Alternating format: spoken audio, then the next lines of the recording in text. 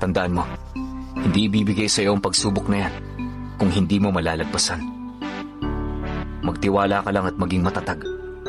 Balang araw papasalamatan mo ang sarili mo dahil hindi ka sumuko. Tandaan mo, hindi sa lahat ng oras ganyan ang estado ng buhay mo. Walang makapagsasabi. Malay mo, baka bukas nasa maayos ka ng buhay.